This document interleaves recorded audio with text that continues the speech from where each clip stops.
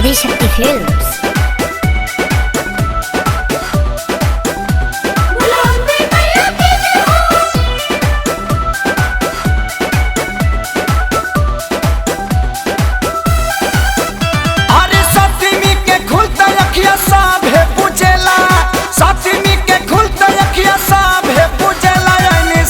संग मेला माई के दर्शन करेला सैया संगे मेला माई के दर्शन करेला। पूजे जाए करा सुनी मानवा झूमेला, पूजे जाए करा सुनी मानवा झूमेला। सैया संग मेला माई के दर्शन करेला सैया संगे मेला माई के दर्शन करेला।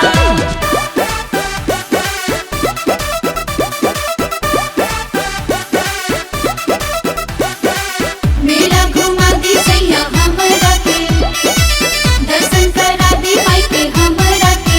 दयारती में सैया संगे खड़ा रहब, रख सादा सोहागन माई से कहब। जय माँ जय माँ जय जय माँ। दयारती में सैया संगे खड़ा रहब, रख सादा सोहागन माई से कहब। अरे पूजा करके छोला खाए खातिर जाए ठेला, पूजा करके छोला खाए खातिर जाए ठेला। सैया संगे मेला माई के दर्शन करेला सैया संगे मेला माई के दर्शन करेला।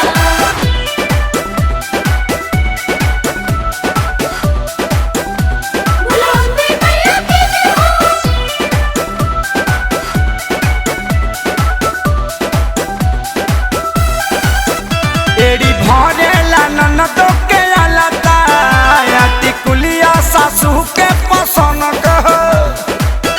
जय माँ जय माँ जय जय माँ। 1 किलो जिलेबी ले ले हम खाए खातिर बची कु पवन के।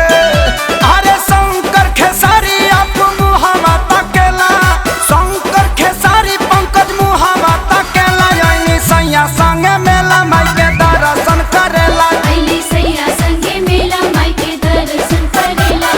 पूजे जाए करा सुनी मानवा झूमेला, पूजे जाए करा सुनी मानवा झूमेला। सैया संगे मेला माई के दर्शन करेला सैया संगे मेला माई के दर्शन करेला। Presented by Adishakti films.